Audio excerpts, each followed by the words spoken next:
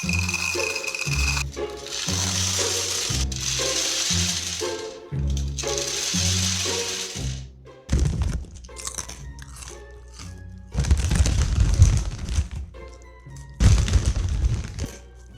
like shrimp chips?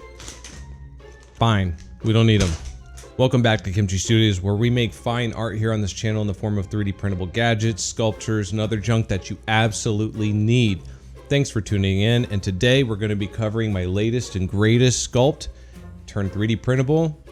I'm really proud of this one, and I think you're going to be surprised at what I was able to pull off with a VR headset. This is my... Oh, what is it called? This is my rotating arm candy dispenser Goblin. That's correct. This is a print in place model. I think it looks great. I just chose to use orange because I had a lot of that left over. I thought I was going to use it to print some pumpkin stuff. I didn't. Instead, I've been busy carving actual pumpkins, which you can see on my Instagram. I did a bunch of local gigs, and I have a massive gig tomorrow. It's very challenging. It's my first massive pumpkin. They're like 400 to 600 pounds. I've seen it firsthand, and it's going to be challenging, and I'm hoping that we can pull it off. I will give you more details on that in a very soon upcoming video. But today we're going to be covering how this guy works and why you need it. But don't forget, I also created this angry, greedy little ghost candy bucket that you can 3D print. The cool thing about this is you can still use this after Halloween. You can fill it with popcorn, you can watch Ghostbusters, you can watch Deadpool, you can watch whatever you want, okay? It's a multifunctional thing. In fact, I'm in the holiday spirit and I decided to be a little less greedy, and I have discounted things like this, pretty much everything. Just dropping candy. Pretty much everything 60% off max. Most things I tried to get up to 60% off, and I think you're going to be really surprised at how cheap my stuff is. So go ahead and check it out on cults3d.com.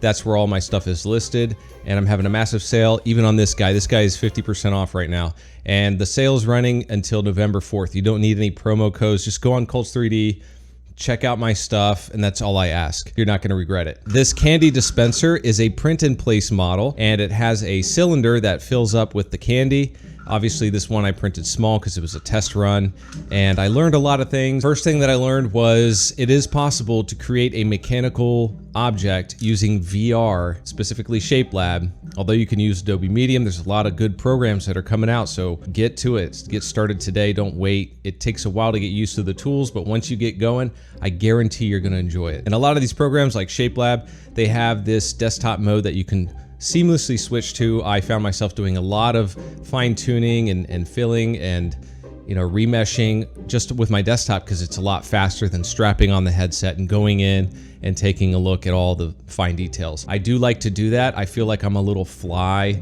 or a little dot of light in the afterlife, and I'm just, looking at all the surfaces and how they interact. I don't know, it's a pretty cool experience.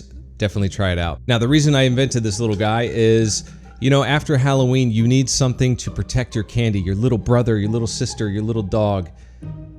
Hopefully it doesn't eat a bunch of chocolate like mine did. Rest in peace. You're gonna need to protect your candy, right? You can also have something on your desk, and some of you really like Halloween before and after Halloween. Halloween's only a few hours, and then it's over. It's kind of like Christmas, right? But Christmas gets this whole build-up, right? And then you kind of leave the tree up. This is your new tree, okay? This is your new holiday tree for Halloween. You can leave him up, and you can put your candy in him, and he will scare everybody away from stealing your candy. We think. We haven't concluded the research trials yet, so nothing is guaranteed. I noticed immediately with the first one that although it turned out great and fantastic, and I was able to print it in place with organic style, tree style supports, it had one little problem. It would just fall back like that. And I did not want that, so I put a little stop in it that you can see. And the problem with that one was one little bump kind of caught it and bent the cylinder, and it looks like it could break if somebody, bent it back hard enough.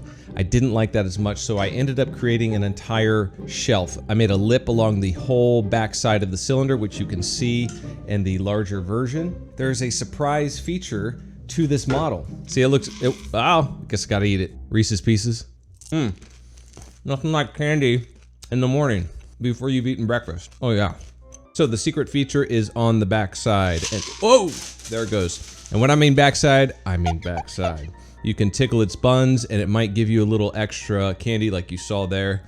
Just be careful, I'm warning you, okay? Stuff happens. But when you're done, go ahead and put it back upright and it will fill that cylinder up one more time and it's ready to go. And it sits on your desk just like that. I think it looks ugly and I think you'll like that. Go ahead and check it out. You can download it. It's very easy to print. Like I said, use organic supports and lines. I also recommend using a glue stick or something like that. I like the UHU brand. Link in the description below. It's on Amazon. I use that and it's very strong, but it's not disgustingly strong. Okay, it's not gonna ruin anything. And then I just wash it off with soap and water and then I get it nice and dry and I do it all over again. And that's how I get prints that stick consistently. So I mentioned earlier that I've been doing pumpkin sculpting and the first year was a little rough. I had no idea what I was doing. I didn't know that I could sculpt. All I know is at the same time that I was learning VR sculpting and trying that out and I was progressing in my CAD skills, which are very difficult for somebody that's creatively inclined like me. So like my brain is divided into two equal sides. I have the logical side, right? And then I have the creative side and I'm kind of stuck in the middle, right? I'm neither creative nor logical. So I'm a well-rounded Megamind. But I did notice that the skills that I learned in VR transferred to my pumpkin sculpting. Now, pumpkin sculpting is a subtractive art like wood carving. Once you do the thing, there's no turning back, right? So I get a little nervous and it makes me plan things out. It's like chess, like you got to think a bunch of moves ahead. If I do this here, what's the ramifications? Am I going to be able to create this shape here? It's all simple shapes. That's what I would encourage you to break it down into. So if you're doing VR art or other, remember, break it down into the most simplest forms. And I think you're going to progress. You're gonna make a lot of mistakes, but you're gonna progress a lot faster that way. That's my experience at least. So I was very excited that these apps, these programs like ShapeLab and Adobe Medium that I use have directly translated into me making money offline. I'll just leave it at that. And it's opened up even more opportunities. There's other stuff. I won't get into the details, but you know, these are real skills. And I had a gig the other day that was successful. I didn't think my work was up to par because I'm very hypercritical. And I think that's how you get better is you're super hypercritical and you're measuring your progress. You know, I always think I could do a better job every time and it keeps me up at night. But the people thought I was a wizard, like a magician, okay? And they liked the stuff so much that they wanted to take it home before the gig was even over, right? But I was contractually bound, so I let them know that. It made me think like they thought that my stuff was that valuable. They wanted to take it like immediately. They were afraid somebody else was gonna take it. That's the power of VR sculpting. That's the power of putting in the time and doing it. And you know, it's a lot of fun. I like the VR sculpting. You can put in a video in the background, you can listen to your favorite podcast and just sculpt away. And it's very affordable. The headsets are becoming super affordable. You know, everything's just really coming together very nicely in the last 2 years. So go ahead and check out my little ghost goblin print in place. It prints very nicely, it dispenses very nicely, and it has a little tush that you can tickle for some extra candy. It will fit Reese's Pieces, M&Ms, Tic Tacs, Skittles, stuff like that. Unless you have a really big printer, then you can print it really big and it will dispense those larger bite-sized candies for you. So that's all I wanted to talk about today.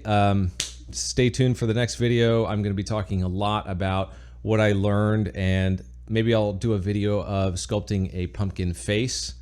Okay, and that's and the challenges that go along with that. There's a lot of people that are already doing that. They're very good at it. I'm new to it, but I think I've progressed a lot since the last year, like a lot. I haven't even been practicing. Like I said, I've been doing the VR sculpting and that has allowed me to be able to sculpt pumpkins way better. So I'm excited to tell you about it. I'll have photos, maybe some video, and enjoy all of my stuff that's on sale on Cults 3D. Again, thanks for watching. Make sure to like and subscribe so you can continue to see my stuff pop up in your recommendations. And I'll see you in the next video. Stay creative.